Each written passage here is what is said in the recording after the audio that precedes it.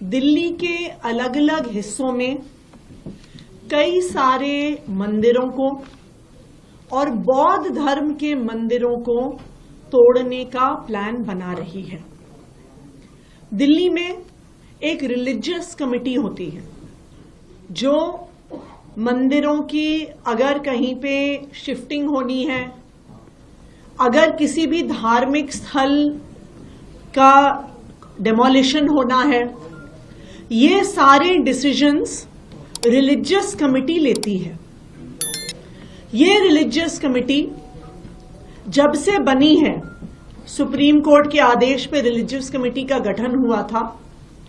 ये religious committee Delhi सरकार के होम मिनिस्टर के अधीन आती थी और पिछले साल तक जो भी रिलीजियस कमेटी के फैसले होते थे उसको पहले होम मिनिस्टर के सामने रखा जाता था और अगर दिल्ली सरकार के होम मिनिस्टर उसको अप्रूव करें तभी किसी प्रकार का एक्शन, किसी प्रकार की तोड़ फोड़, किसी प्रकार की शिफ्टिंग किसी भी धार्मिक स्थल या मंदिर की होती थी।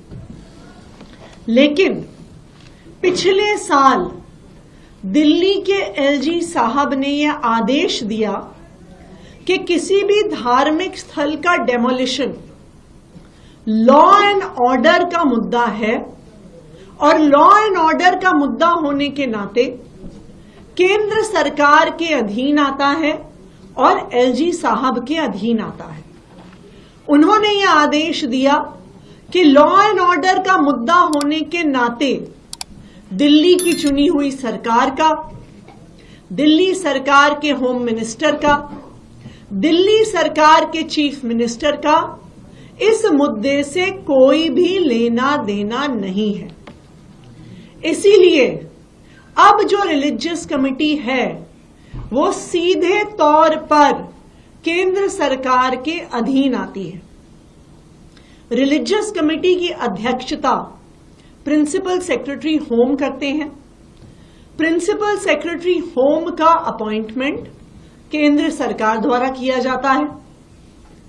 फिर यह रिलीजियस कमेटी जो भी उनकी रिकमेंडेशन है सीधा एलजी साहब को भेजती है। वो दिल्ली सरकार के होम मिनिस्टर को नहीं भेजती, वो दिल्ली सरकार के चीफ मिनिस्टर को नहीं भेजती। भारतीय जनता पार्टी की केंद्र सरकार द्वारा अपॉइंटेड प्रिंसिपल सेक्रेटरी होम फैसला लेता है और उस फैसले को केंद्र सरकार के नुमाइंदे एलजी साहब के पास अप्रूवल के लिए भेजता है। 22 नवंबर को रिलीजियस कमेटी की एक मीटिंग हुई, उसके ये मिनट्स हैं। ये मिनट्स मैं इसलिए दिखा रही हूं क्योंकि कल जब मैंने एलजी साहब को चिट्ठी लिखी तो उनके ऑफिस ने कई मीडिया वालों को कहा कि ऐसा कोई भी निर्णय मंदिर तोड़ने का नहीं हुआ। यह सरासर झूठ है। 22 नवंबर को रिलीजियस कमेटी की मीटिंग हुई है और उसमें कई मंदिर तोड़ने का फैसला हुआ है। सबसे पहले एक मंदिर जो 26 ब्लॉक वेस्ट पटेल नगर में है, उसके बाद एक मंदिर जो पॉकेट एंड दिलशाद गार्डन में है,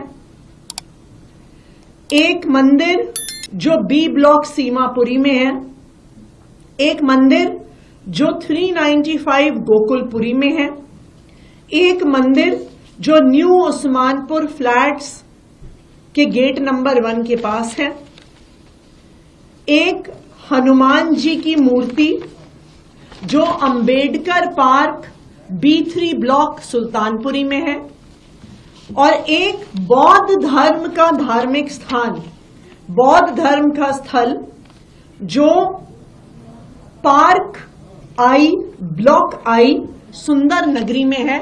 और इस बौद्ध धर्म के धार्मिक स्थल पर बाबा साहब अंबेडकर की एक मूर्ति भी है। तो ऐसे कई मंदिर जो दिल्ली के अलग अलग हिस्से में हैं, जिसमें सुंदर नगरी, सीमापुरी, सुल्तानपुरी, वेस्ट पटेल नगर, न्यू उस्मानपुर शामिल हैं। कई मंदिर तोड़ने का फैसला 22 नवंबर को रिलीजियस कमेटी ने लिया है। रिलीजियस कमेटी के जो ये सारे मिनट्स हैं, इसको हम सारे अपने मीडिया के साथियों के साथ शेयर करेंगे। इस फैसले के होने के बाद ये फाइल भारतीय जनता पार्टी केंद्र सरकार के नुमाइंदे जो एलजी साहब हैं, उनके पास भेजी गई।